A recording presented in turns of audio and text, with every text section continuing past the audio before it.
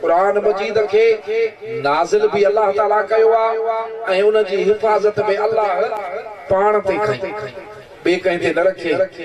असा गरीबन ते न रखे पांजो मथो रखे अज कुरान जी हिफ़ाज़त उन जे हिफ़ाज़त जा सामान अल्लाह ताला बालन जी चूंड तो फरमाए उनन में इहा हिफ़ाज़त लगी पई आ उनन जे सीनन में इहो कुरान मजीद अचे थो कुरान कहीं किले गार बैंक लाकर त्रिजोड़ी काथे भी महफूज कोने कुरान महफूज आ त मोमिन जे सीने में महफूज आ तारीख में एकड़ो ज़ालिम गुज़रियो आ हलाकू खान एकड़ो एड़ो ज़ालिम बादशाह गुज़रियो आ वहशी उन जे वहशत जो अंदाज़ो इन मूं लगायो त औरतुन खे जाथे चढ़ाई कंदा हा त उन्हनि जे पेट में नेज़ा हणी उहे त मरंदियूं ऐं पेट वारे औरतुनि जा ॿार हीअं कढी नेज़नि ते हीअं टंगे पोइ उछलींदा ऐं हीअं जो सफ़र में हलंदा हा पानी न मिलंदो हुन त घोड़े जे पुठी ते थोरो चाकू सां सोराख करे उन्ही जो रत पीअंदा समझे थो त अहिड़ा वहशी माण्हू काथे हूंदा इन्हनि बगदाद शरीफ़ ते चढ़ाई कई सॼे बगदाद शरीफ़ खे तबाह कयो इहो मुस्लमाननि जे उहो उरूज जो दौर हो इल्मी हिसाब सां जे इहे ज़ालिम उन टाइम में चढ़ाई न कनि हा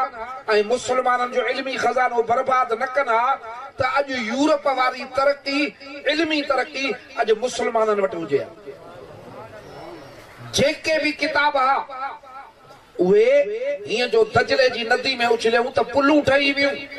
एॾा किताब हा कंप्यूटर कोन हा प्रिंटिंग प्रेस कोन ही हथ सां लिखिया विया हा हर किस्म जा इल्म मुसलमाननि जूं मेहनतूं उन्हनि बर्बाद कयूं मुसलमान मारिया लखे मारिया ऐं कुरान मजीद जो त निजो दुश्मन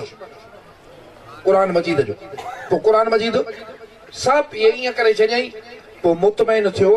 त मां मुसलमाननि खे ख़तम करे छॾियो आहे उन्हनि जे दीन खे ख़तम करे छॾियो आहे हाणे क़ुरान कोन्हे हाणे हे क़ुरान आणींदा काॾहूं जो पढ़ंदा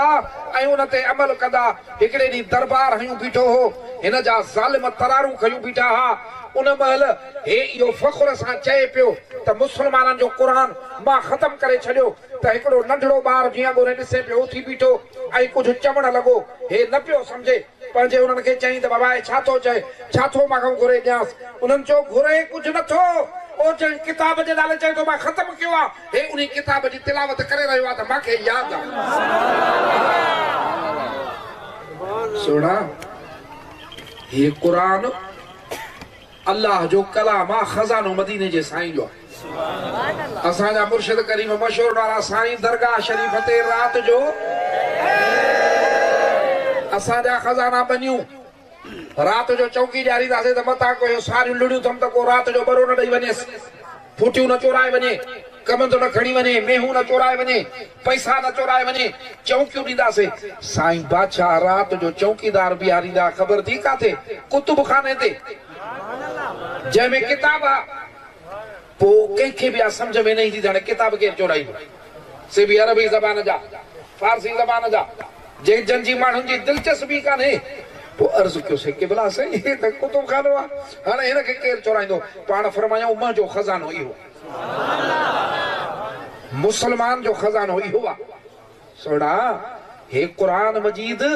मदीने जे साईं जो खज़ानो आहे इहो मोमिन जो खज़ानो आहे तो असां मुसलमान जो खज़ानो आहे त इहो कुरान आहे इन्ही कुरान मजीद जी जेको हिफ़ाज़त कंदो यानी यादि कंदो सीने में सांडींदो अल्लाह साईं फरमायो आहे त क़यामत जे ॾींहुं तोसां कहिड़ा हिसाब आहिनि मुंहिंजे कलाम पाक खे शुरू कर जंहिं जाइ ते पूरो करे इहो सॼो मुल्क बिश्त ते चढ़ंदो वञे तोखे ॾेई छॾियां हाणे हिते को ईअं कंदो ई त कराची डिफेंस में अबा क़ुरान पढ़बो जाते क़ुरान पूरो करे सॼो डिफेंस तुंहिंजो केरु कंदो ज़मींदार को चवंदो त मुंहिंजी बनी ते क़ुरान पढ़ंदो वञे जेतिरनि जरेबनि में क़ुरान पढ़े जरेब तुंहिंजा हे ज़मीनी दौलत आहे बेश्त जी दौलत अहिड़ी आहे जो रुगो हिकिड़ो फुड़ो ज़मीन ते किरे त सॼी ज़मीन अहिड़ी आबाद थिए ऐं अहिड़ी ख़ुशबू थिए जो कॾहिं अहिड़ी न थी इहा एॾी महांगी शइ रुगो क़ुरान खे सीने में सांढण ते मिले इन खां मथे महिरबानी कहिड़ी थिए।